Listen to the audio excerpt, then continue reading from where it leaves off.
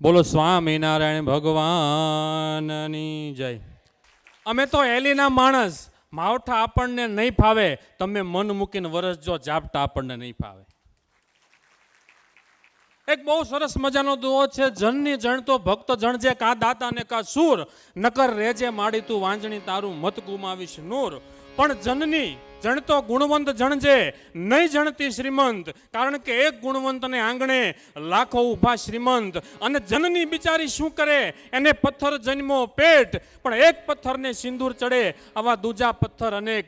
પથ્થર બનો તો સાહેબ એવો બનો કે આ શહીદનો પાળિયો બને અને એની ઉપર સિંદૂર ચડે.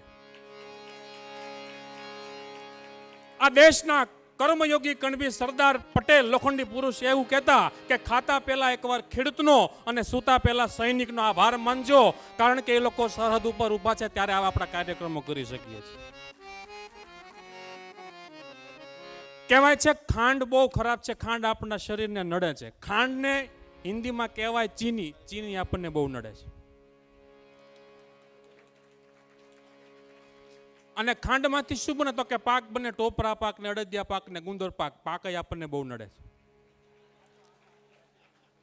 સાહેબ હમણાં પુલવામા જે ઘટના ઘટી ગઈ, પુલવાની ઘટના એ ભૂલવા જેવી નથી.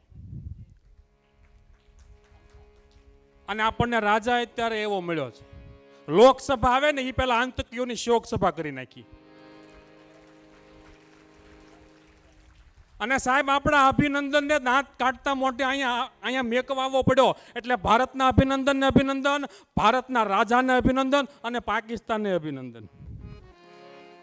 જો અભિનંદન ન્યાય ન મોકલ્યો હોત ને, પાકિસ્તાનનું 3 દિવસમાં પ્લોટિંગ થઈ ગયું હોત.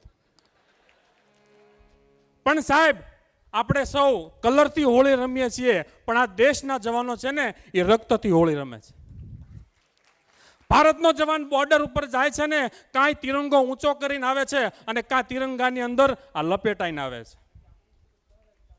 આ મરવું એ નામર્દોનું કામ નથી. પોણા પાવાનું, ગુણ ગાવાનું, ગૌરાવીને ગાવાનું, ઘોડે ચડવાનું, મુછેતાનું ખવરાવીને ખાવાનું, કૃત સુરવીરતાનું, પ્રભુ ભજાનું અને વીર થવાનું, મહારથી વિત વાવરવાનું, રણ ચડવાનું નામર્દોનું કામ નથી. ગર ધરીલ તલવારમ, કમર કટારમ, ધનુકરધારમ, ટંકારમ, બંદૂક બહારમ, મારા મારમ, હાહાકારમ, હોકારમ, નર કઈ ના દારમ, કરત પુકારમ, મુખ ઉચ્ચારણ દામ નથી. વિત વાવરવાનું, રણ ચડવાનું નામર્દોનું કામ નથી.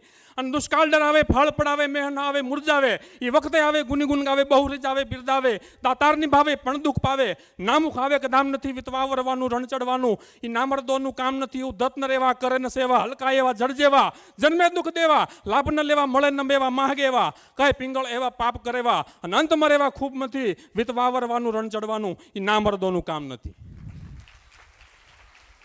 આ મर्दानगी કામ. મર્દ શીશ પર નમે, મર્દ બોલી પહેચાને, ગहरे શંકરે કામ મર્દ કો મર્દગી આવે, फिर तो मर्द वही को जानिए, जो सुख दुख साथी कर्म के, बेताल कहे विक्रम सुनो, यही लक्ष्य सब मर्द के. આ મર્દોની વાત છે.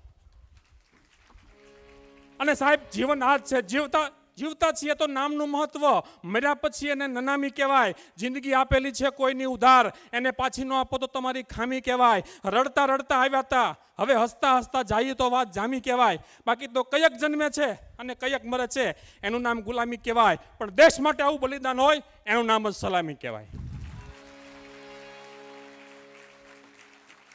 અને એકતા રાખજો, ભૂલા પડો તો પાછા વળી જતા શીખજો. બદ ઇરાદો હોય તો એને કળી જતા શીખજો. કડવા વચન કોઈ કહે તો એને ગળી જતા શીખજો. અને આમ દૂધમાં હાકર ભળે એમ ભળી જતા શીખજો. વાત મારે તમને નાની એવી જ કરવાની છે. આજે જ બપોરે મારા હાથમાં કવિતા આવી, મેં સ્વામીને ફોન કર્યો. હમણાં જે આપણે પુલવામા ઘટના ઘટી ગઈ એના ઉપરથી કવિતા કંડારી છે. અને એ કવિતાના લેખક મારા જ ગામના મંગલ રાઠોડ છે, GTPL ચેનલના ડાયરેક્ટર.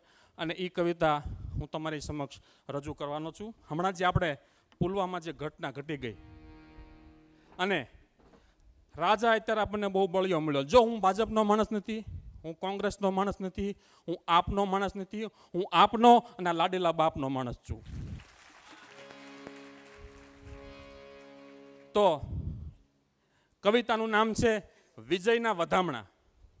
કેવી રીતે વધામણા? એ આજ હર ક્યારે જોધાઓ હિન્દ દેશના, એ આજ હર ક્યારે જોધાઓ હિન્દ દેશના, એ મંગળવારે મારુતિ છે સાથ રે મારા ભોમના વાલા, એ હુંકલ્યા રે મરદ ભારત ભોમના. જે દિવસે પુલવાની ઘટના બની તે દિવસે મંગળવાર હતો. આ કવિતા લખવા વાળા મંગળભાઈ છે અને આજે પાછો મંગળવાર જ છે. એ અડધી રાતે અંબાને યારદા, ભગવતીને પ્રાર્થના કરી, સ્વામિનારાયણ ભગવાનને પ્રાર્થના કરી કે અમને વિજય આપજે. એ અડધી રે રાતે અંબાને યારદા, અન વાયુસેનાનો વીર હાજર હનુમાન રે માં ભોમના વાલા, એ હુંકળ્યા રે મલકના દ્રોહી મારવા. હમણાં હનુમાનજી મહારાજને યાદ કર્યા. વાયુસેનાએ હુમલો કર્યો એટલે વાયુસેનાની હારે આપણો હાળંગપુર વાળો કષ્ટભંજન હનુમાન પણ ભેળો હતો. હાળંગપુર હનુમાનજીના મંદિરે દર્શન કરવા ગયો ને આમ એક દુહો લખેલો કે વર્ણિની વાનર વીરે વનમાં વોરેલી વિધવિધ સેવ, વર્ણિની વાનર વીરે વનમાં વોરેલી વિધવિધ સેવ, એટલે જ મહારાજે પધરાવ્યા હાળંગપુર કષ્ટભંજન દેવ. એ એને ગોત્યારે ઠેકાણા ઈ ગમારના, ઈ પાપિયા ક્યાં હંતાણા છે ને અહીંયા મિલિટરીના જવાનોએ ગોત્યા. હે એને ગોત્યારે ઠેકાણા ઈ ગમારના, અને યગન ગોળાના વરસાવ્યા છે વરસાદ રે માં ભોમના વાલા, હે આજ મંડારે મલકના દ્રોહીને મારવા, હે આજ લે તું રે હિન્દવાણ વીરોના વારણા. આજ એક એક ભારતના નાગરિકોની અંદર આ દેશના સેના પ્રત્યે એટલું માન છે, કોઈ એક દેશને નહોતું કરી શકતું, પણ 40-45 યુવાનો આપણા શહીદ થયા ને, આપણો આખો ભારત દેશ એક થઈ અને ભગવાનને પ્રાર્થના કરતો હતો કે આ મારા દેશના યુવાનો જે શહીદ થયા છે ને એના મારનારને અમારે 4 દિવસની અંદર મૃત્યુ જોઈ, અને આ લોકોએ કરી બતાવ્યું.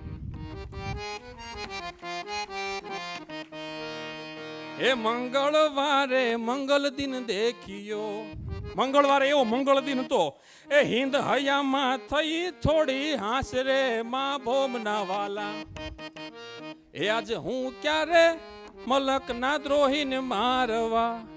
તો આવી રીતે આપણા જે યુવાનો શહીદ થયા એને આપણા રાજાએ ત્યાં જઈ અને મારી અને એનો બદલો લીધો છે.